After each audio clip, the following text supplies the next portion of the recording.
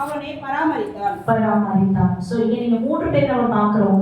ஆசாரியன், லேவியன், சமாரியன். சோ ஆசாரியனும் லேவியரும் உங்களுக்கு தெரியும், அவங்க என்னது அவங்களுடைய ஊழியத்தை பணியை செய்யறவங்க. ஆனா அவங்களுமே என்ன பண்றாங்க, பார்த்துட்டு இங்க உச்சுயரா இருக்கிறவங்களை பார்த்துட்டு விலகி போயிடுறாங்க. ஆனா இந்த சமாரியன் அவன் ஒரு அந்நியன், ஆனாலும் அவன் என்ன பண்றான், போயிட்டு அவன் மேல மனதுருக்கி ஃபர்ஸ்ட் என்ன வருது, அவனை பார்த்த உடனே அவனுக்கு மனதுருக்கும். அந்த மனதுருக்கம் எப்போ வரும், ஆண்டவர் இருக்கும்போது மட்டும்தான் அந்த மனதுருக்கம் வரும்.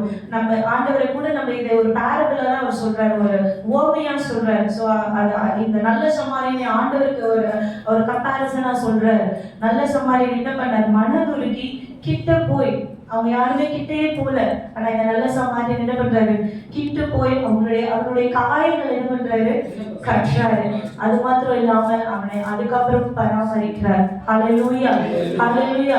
நம்மளும் கூட நம்மள கர்த்தரை அறியாதவங்களை பார்க்கும்போது, அவங்க கர்த்தருக்கு விரோதமா ஏதாவது செய்யறதை பார்க்கும்போது அவங்க மேல என்ன பண்ணும், மனதுருக்கம் உடையவர்களாக அவர்களுக்காக நம்ம ஜெபிக்கணும். ஆத்மா பாரக்கூடியவர்களாக, ஆண்டவரே இவங்களாம் இன்னும் அறியாம இருக்கிறாங்களே, இன்னும் உங்களுடைய அன்பு தெரியாம இருக்கிறாங்களா ஆண்டவரே என்று அவங்களுக்காக நம்ம என்ன பண்ணணும், ஜெபிக்கணும். அது மாத்திரம் இல்லாம நம்ம கிட்ட வந்து சிலர் சொல்லுகிற ஜெப குறிப்புகளுக்காக நம்ம என்ன பண்ணணும், அவர்களுக்காக நம்ம மன்றாடணும். கர்த்தரிடத்துல மன்றாடி, நம்ம கிட்ட சில பேர் ஆலோசனைகளுக்காக வருவாங்க.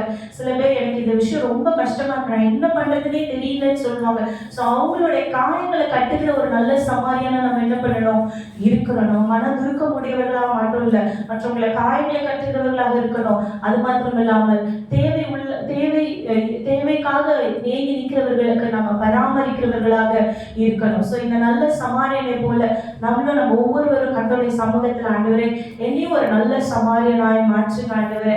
மற்றவங்களை பார்க்கும் பொழுது ஆத்துமாக்களுக்காக மனதுருக்கக்கூடியவர்களாக, அழித்து கொண்டிருக்கிற ஆத்துமாக்களுக்காக மனதுருக்கக்கூடியவர்களாக, நான் ஆத்துமாக்களுக்காக ஜெபிக்கணும். என்னிடத்துல வந்து விண்ணப்பம் சொல்லுகிறவர்களுக்கு, ஜெபம் சொல்லுகிறவர்கள், வேண்டுதல் ஜெபிக்க சொல்லுகிறவர்களுக்கு நான் என்ன பண்ணணும், மறக்காம நான் ஜெபிக்கணும், அவங்களுடைய காயங்களை கட்டணும், அவங்களை பராமரிக்கணும் என்று ஆண்டவரிடத்துல நம்ம கேட்போம். கடைசியாக கூட தொற்கால், உங்களுக்கு தெரியும், அப்போஸ்தலர் 9ஆம் அதிகாரம் கடைசி வசனம் 42வது வசனத்துல, இது யோப்பா பட்டணம் எங்கும் தெரிய வந்தது. அப்பொழுது அநேகர் கர்த்தரிடத்தில் விசுவாசம் உள்ளவர்கள் ஆனார்கள். பின்பு அவன் யோப்பா பட்டணத்திலே தோல் பதறுகிறவனாகிய சீமோன் என்னும் ஒருவனிடத்தில் அநேக நாள் தங்கி இருந்தான். சோ இந்த தொற்கால் பத்தி நம்ம பார்க்கும் பொழுது அவங்க என்ன பண்ணிட்டாங்க, அதுக்கு முன்னாடி 36வது வசனத்துல, யோப்பா பட்டணத்தில் கிரேக்க பாஷையிலே தொற்கால் என்று அர்த்தம் கொள்ளும் தபித்தாள் என்னும் பெயருடைய ஒரு சீஷி இருந்தால், அவன் நற்கிரியைகளையும் தர்மங்களையும் மிகுதியாக செய்து கொண்டு வந்தான். ஆமென். சோ அவங்க என்ன பண்ணாங்க, இந்த தொற்கால் என்றவங்க நற்கிரியைகளையும் தர்மங்களையும் செய்து கொண்டு வந்தாங்க. நம்மளும் கூட அவங்க அதுக்கப்புறம் நீங்க வசனத்தை படிச்சு பார்க்கும் பொழுது அவங்க வந்து மறைச்சு போயிடுறாங்க. அவங்க மறைச்சு போயிட்டு அவங்க பேதுரு பக்கத்து ஊர்ல இருக்கிற அவரை போய் அழைச்சிட்டு கொண்டு வரும்பொழுது அவர் உள்ள வரும்பொழுது அவரை பார்த்து சிலர் அழுகிறாங்க. நீங்க இந்த 39வது வசனத்தை வாசிக்கும் போது, பேதுரு எழுந்து அவர்களுடனே கூட போனான். அவன் போய் சேர்ந்த பொழுது அவர்கள் அவனை மேல் வீட்டுக்கு அழைத்து கொண்டு போனார்கள். அப்பொழுது விதவையில் எல்லாரும் அழுது தொற்கால் தங்களுடன் கூட இருக்கையில் செய்திருந்த அங்கிகளையும் வஸ்திரங்களை காண்பித்து அவனை சூழ்ந்து நின்றார்கள். தொற்கால் அவன் உயிரோடு இருக்கும் பொழுது அந்த பகுதியில் இருந்த அநேகருக்கு அவங்க என்ன பண்ணாங்க, நற்கிரியை செய்தாங்க. அவங்களுக்கு ட்ரெஸ் இல்லாத நிறைய பேர் இருந்திருக்காங்க, அவங்களுக்கு அவங்க பின்னி ஆடைகளை பின்னி கொடுத்துருக்குறாங்க.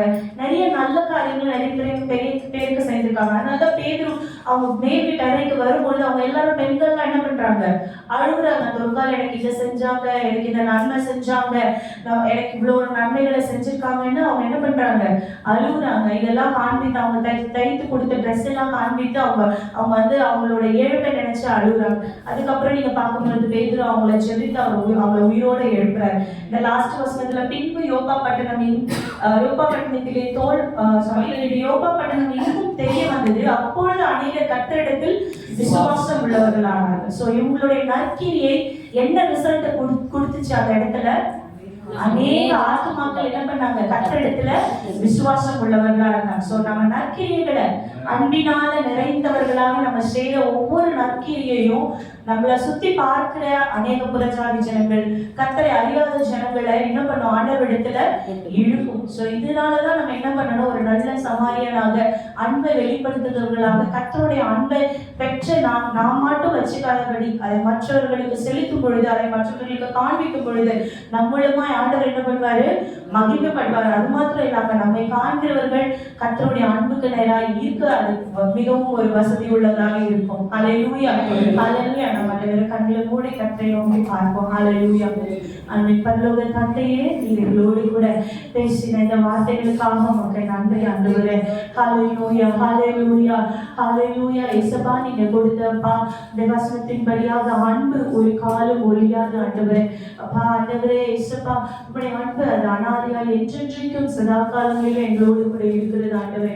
அந்த உன்னதமான அன்பை நாங்கள் தியானிக்க எங்களுக்கு கொடுத்த இந்த வாய்ப்புக்காக உமக்கு நன்றி ஆண்டவரே, உமக்கு நன்றி ஆண்டவரே. ஹல்லேலூயா. அநாதி ஸ்நேகத்தால்